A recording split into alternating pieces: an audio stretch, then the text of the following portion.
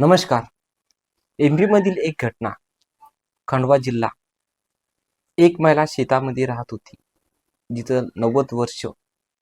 आणि या वयस्कर महिलांचे जे नातेवाईक आहे, म्हणजे या वयस्कर महिलांना जे मुलं होते आणि मुली होत्या, तर मुलं कामासाठी गेले होते आणि त्यांच्या आईला त्यांच्यासोबत राहणं योग्य वाटत नव्हतं. का योग्य वाटत नव्हतं? कारण त्यांची जी जिंदगी शहरातली होती, तर शहरातली जिंदगी या आईला नकोसं होतं. त्यामुळं ही आई. पण हा व्हिडिओ पूर्ण ऐकण्या पहिले आपल्या चॅनलला जर तुम्ही नवीन असेल तर चॅनलला सबस्क्राईब करून ठेवा, कारण अशाच नवीन नवीन घटना ऐकण्यासाठी, बघण्यासाठी, ज्या काही नवीन घटना घडतायत त्याचा तुमच्यापर्यंत या घटना आणण्यासाठी मी नेहमी प्रयत्न करत असतो. माझ्या या प्रयत्नाला प्लीज सबस्क्राईब करा, एवढी तुम्हाला विनंती. तर चला आता या घटनेला सुरुवात करूया. ही घटना मध्य प्रदेशातील खंडवा जिल्ह्यातील ही घटना एक खेडेगावामध्ये घडलेली घटना आहे. ही जी महिला, ही महिला कोणाकडेही राहत नसे. मुलगी होती, मुलीचं लग्न करून दिलं होतं आणि ही मुलगी आता शेजारच्या गावामध्ये राहत होती. या आजीला, या वयस्कर महिलेला त्यांची मुलगी नेहमी सांगायची की तू आमच्याकडे चाल, परंतु या आजी सांगायच्या मी येऊ नाही शकत, इथे शेती आहे, मी कोणाकडून काम करून घेते, शेती करते, हीच आपली जिंदगी आहे आणि याच्यावरच या शेतीनं खूप काही दिलं आहे, त्यामुळे ह्या शेतीला मला सोडू वाटत नाही, ती आजी लेकीला सांगायची. मग आता या आजीनं कमीत कमी लॉकडाऊन पासून ते आता शेतामध्ये राहत होत्या. या आजी माझ्या शेतात राहत होत्या. शेत हे गावाच्या थोडं दूर होतं आणि थोडं दूर असल्यामुळं दररोज शेतात जाणं येणं हे 90 वर्षाच्या एका महिलेला सहन होत नाही, म्हणजे त्या चालण्यातच टाइम जातो. त्यामुळं या ज्या आजी आहेत, 90 वर्षाच्या बुजुर्ग महिला आहेत, वयस्कर महिला, या महिला शेतातच राहत होत्या. आता शेतात राहत असल्यामुळं जे शेजारील शेतकरी आहेत ते कधी या आजीकडे यायचे, बसायचे. कधी आजी त्यांना म्हणजे चहा वगैरे करायची, गोड बोलायची. ही आजी सर्वांच्या, तेथील जवळपासच्या सर्व लोकांना मनमिळावू होता स्वभाव. त्यामुळं या आजीकडं कधी लोक शेतात गेले तर आजीला भेटल्याशिवाय जात नसे. असं भरपूर दिवस झालं. आता जर आपण कोरोनाचा काळ जर म्हटला तर 2019 ते 20 पासून महिलेला जवळपास 5 ते 6 वर्ष आता शेतात झाले राहून. म्हणजे ज्यावेळेस कोरोनाचा काळ होता त्यावेळेस या महिलेचं वय 85, 84, 85 असेल. आज ते 90 वर्षाचे झालेले आहेत. एक काळी रात्र होते आणि काळी रात्र अशी घडून येते की किलाट अंधार होतो. चंद्राचा उजेड दिसत नसे, कारण चंद्र हा थोडा उशिरा येऊ लागला होता. आज तुम्हाला माहिती आहे, जशी जशी पौर्णिमा येते तसा तसा चंद्र हा थोडा लेट येत, म्हणजे लवकर लवकर निघतो. परंतु पौर्णिमा नेमकीच झाली होती पुन्हा, आणि चंद्र हा थोडा लेट येऊ लागला होता. म्हणजे आपण बघतो चंद्राची घडी 8 वाजता येतो, कधी 9, 10 असं. चंद्राचा जो वेळ तो वेळेनुसार चंद्र येतो. चंद्राचा वेळ हा कधी बदलत नाही. त्यामुळे थोडा अंधार होता. अंधाराचा फायदा घेऊन 4 लोक या वयस्कर आजीकडं शेतामध्ये आले. आता या आजीला वाटलं की शेतात नेहमीसाठी अशी लोक येतातच, कोणीतरी असेल, आले असेल कसल्या तरी कामाला, थोडी रात्र झालेली आहे. परंतु आजीला त्यावेळेस कोणती भीती वाटली नाही. मग आजीनी त्यांना विचारलं की तुम्ही इकडं का बरं आले, काळा बुरखा घालून, ही बुरखा वगैरे टाकून.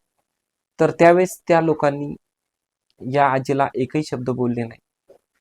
आणि त्यानंतर आजीला थोडी भीती वाटली. आजी बोलली की अरे बाबा हो, माझ्याकडे काहीच नाही, मी आहे तशी आहे, तुम्हाला काय पाहिजे असेल माझं घर सर्व चेक करा, माझ्या अंगावरची दागदागिने लागत असेल घेऊन जा, तुमचा काय उद्देश आहे मला काही कळत नाही, मला काही समजत नाही. यानंतर ती आजी ओरडली आणि त्या आजीकडे तरी पण या लोकांनी काहीच उत्तर दिलं नाही. पहिला आजीने सांगितलं, त्यांची वाहवा केली की बाबा तुम्ही आलात, कुठून आलात, चहा घ्या, पाणी घ्या, पण ते लोक मुकेच. त्यानंतर आजीला लगेच समजून आलं की हे लोक आता काहीतरी करण्यासाठी आलेले आहेत. त्यामुळे आजी ओरडली की अरे हे काहीतरी घेऊन जा, माझ्याकडे काय असेल तुम्हाला पण माझ्याकडे काहीच नाहीये. हे जे माझ्या अंगामध्ये दागिने आहेत हे बाजारचे दागिने आहेत. मी शेतात एकटीच राहते, मला इथे सोबती कोणी नाही, असं ओरडली. आणि जवळपास 4-5 सेकंद होत नाही तर एका व्यक्तीनं त्या आजीचा हात धरला. दुसरा व्यक्ती आजीच्या कमरेकडे गेला. दुसऱ्याने आजीला पक्की मिठी मारली समोरून. आजी खूप घाबरली आणि आजी दचकन खाली पडली. जसे ना आजीला या चौघांनी फाडले तसे एक एक करून या आजीवर अत्याचार करणं सुरू केला. आजी जोराने ओरडली. जी महिला होती जोराने ओरडली. त्या जोराने ओरडल्याच्या नंतर एवढी जोराने ओरडली, त्या ओरडल्यामुळे आजी जागीच बेशुद्ध झाली. तशी जर आजी जोराने ओरडली तर त्या ओरडण्याचा आवाज गावातील काही लोकांपर्यंत गेला. परंतु लोकांच्या मनामध्ये सध्या ही परिस्थिती आहे की आज म्हणजे आजकाल काही जे मुलं आहेत गावातली ते पोलीस भरतीची तयारी करतात, कोणती तयारी करतात. त्यामुळं हे मुलं असतील किंवा हा आवाज मुलांनीच केलेला असावा असं पोलिसांना वाटलं, म्हणजे त्या लोकांना वाटलं. पोलीस नव्हे, सॉरी, लोकांना. मग लोकांनी विशेष लक्ष दिलं, पण तो एकाच आवाज आला होता आणि त्यानंतर आवाज शांत झाला होता. मग पुढे काय? लोक काही या जिकडे रात्र असल्यामुळे आले नाही. अंधाराची रात्र होती. लोक म्हणायचे की जाऊ दे, ती आजी शेतातच राहते, तिच्याकडे काही कुठं न्यायला कोणी नाही, काय नाही. जशी आजी बेशुद्ध झाली, या लोकांनी तिच्यावर जे काही अत्याचार केला, नंतर हे लोक बुरखाच्या अवस्थेतच बाहेर पडले. तिथून बाहेर पडली. नंतर घटना कुठे झाली, काय झाली, सगळे हे लोक अलग अलग पद्धतीने गेले. एका पद्धतीने हे गेले नाही, सगळे अलग अलग पद्धतीने गेले असावेत असा एक अंदाज. लोकांनी बघितलं तर असं काही जण काही झालं नाही असं त्यांनी भ्रम केला. कोणत्या दिशेने गेले हे काही जाणवलंच नाही. गावाच्या दिशेने गेले की कोणत्या दिशेने गेले हे काही समजलंच नाही. परंतु ते कोणत्या दिशेने गेले ह्याची संपूर्ण माहिती आता या व्हिडिओमध्ये जे जे काही होईल ते मी तुम्हाला सांगतोय. आजी बेशुद्ध पडली. नंतर आजीची चीख ऐकून लोकही आले नाही. जर आजी गावात असती तर असा प्रकार घडला नसता. तुमचे कॉमेंट काही जरूर मला सांगा. नंतर असं करता करता आजी बेशुद्ध झाली आणि दुसऱ्या दिवशी उठते तर आजीची शुद्ध जागेवर आली. आजीने बघितलं की आजीवर अत्याचार झालेले आहेत. आजीला चालता येत नव्हतं, एवढे भयंकर जखमा आजीला झालेल्या होत्या. त्याच परिस्थितीमध्ये ही वयस्कर महिला त्यांच्या लेकीच्या घरी गेली. शेजारी लेकीचं घर होतं.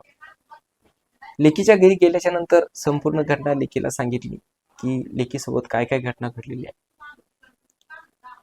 त्यानंतर लेकीनं सर्व गोष्टीची शहानिशा केली, कारण ती लेक म्हणजे त्या आईचीच लेक होती आणि ती म्हणजे एक आई होती. आता एक आईचं आणि माईचं नातं, एक आईचं आणि एक लेकीचं नातं किती अतूट असतं, काही त्या दोघी जणी शेअर बी करू शकतात. त्यामुळं या आजी माईनं, जवळपास 90 वर्षाच्या आजीनं तिच्या लेकीला संपूर्ण गोष्ट सांगितली आणि लेकीनं संपूर्ण गोष्ट आजीची ऐकली. त्यानंतर आजीला शेजारील हॉस्पिटलमध्ये घेऊन गेले. डॉक्टरनं चेक केलं तर डॉक्टरनं सांगितलं की आजीला एवढ्या खोलवर जखमा झालेल्या आहेत, एवढ्या भयंकर जखमा झालेल्या आहेत की या जखमा न भरून काढण्यासारख्या आहेत. त्यामुळं टचटच तिच्या लेकीच्या डोळ्यातून पाणी आलं, आजीच्या डोळ्यातून पाणी आलं. त्यामुळं डॉक्टरनी एक सल्ला दिला की तुम्ही आता शेजारच्या पोलीस स्टेशनमध्ये जा.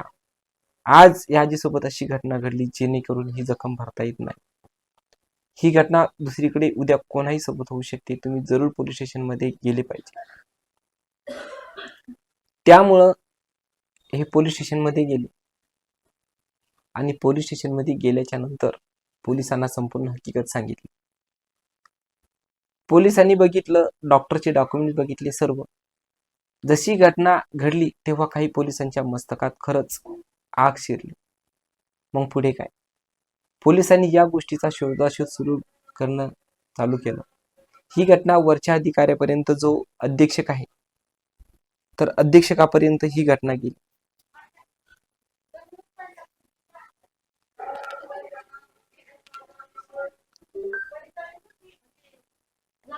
एमपीचे खंडवा जिल्ह्याचे जे पोलीस अधीक्षक मनोज राय यांनी या गोष्टीकडे लक्ष दिलं.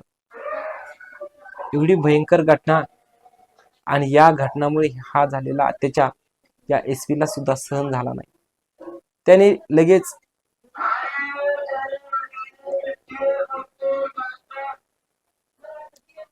तीन घटना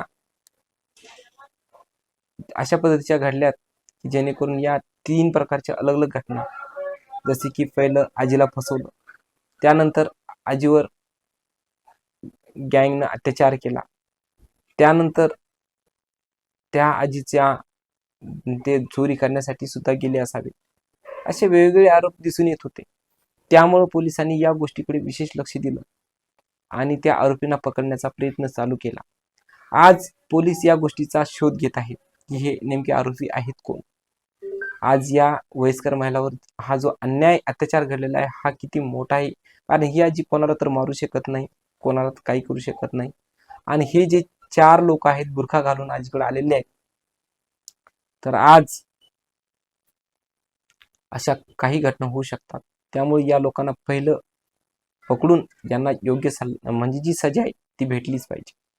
हे जे आरोपी आहेत 4, तर या आरोपींना आता जे पोलीस अधीक्षक आहे यांच्या अध्यक्षतेखाली जे सहाय्यक पोलीस निरीक्षक, सहाय्यक पोलीस अधीक्षक आहेत, तर यांच्या स्पेशल टीमने एक SIT संघटित करून तीन असे गट तयार करून आता या लोकांचा हे शोध घेत आहेत पोलीस. आणि लवकरच पोलिसांनी आश्वासन दिलेले आहे की जे आरोपी आहेत यांना ताबडतोब त्यांना पकडले जाईल, त्यांना ताब्यात घेतल्या जाईल आणि जी काही योग्य सजा आहे ती यांना दिल्या जाईल. जे काही कोर्ट असेल, जो काही कोर्टाचा आदेश असेल त्याप्रमाणे यांना सजा दिल्या जाईल. परंतु आता भरपूर दिवस झाले ही जी घटना आहे ही पोलिसांनी शहानिशा केली, तर पोलिसांच्या सांगण्यानुसार पोलिसांनी काही अंदाज घेतला की ही घटना रात्री गुरुवारी घडली असं काही पोलिसांनी अंदाज वर्तवला आहे. आणि त्यानंतर ही जी घटना घडली आहे तर ही खूप भयंकर घटना घडलेली आहे. एक वयस्कर आजी 90 वर्षाची, या आजीसोबत एवढी भयंकर घटना घडणं किती मोठी गोष्ट आहे, भयंकर घटना आहे. त्यामुळे पोलिसांनी या गोष्टीकडे आता विशेष लक्ष देणं सुरू केले आहे. आणि त्यासोबतच एक महत्त्वाची गोष्ट अशी सांगितलेली आहे, अशी सूचना केलेली आहे की या 4 आरोपींना पकडण्यासाठी जे लोक यांना मदत करतील, यांची माहिती देईल, त्यांना जवळपास 10,000 रुपये बक्षीस पोलिसांकडून देण्यात येईल असंही यांनी सांगितलेले आहे. तर तुम्हाला या संदर्भात काय वाटते जरूर तुमच्या कमेंट सांगा. आणि आपला व्हिडिओ जर आवडला तर लाईक करा, शेअर करा, सबस्क्राईब करा. अशाच नवीन घटना ऐकण्यासाठी आपण नेहमी प्रयत्न करत असतो. प्रत्येक गोष्टीचा, प्रत्येक घटनाचा एक अभ्यास करूनच तुमच्यापर्यंत त्या घटना आणण्याचा प्रयत्न करत असतो. तर तुमच्या कमेंट जरूर टाकायला विसरू नका आणि आपल्या चॅनलला सबस्क्राईब करायला विसरू नका, जर ही गोष्ट तुम्हाला आवडली सांगण्याची पद्धत तर चला भेटूया एक नंतरच्या नवीन कथेसोबत. तोपर्यंत तुम्ही तुमच्या परिवाराची काळजी घ्या, स्वतःची दक्षता घ्या. धन्यवाद.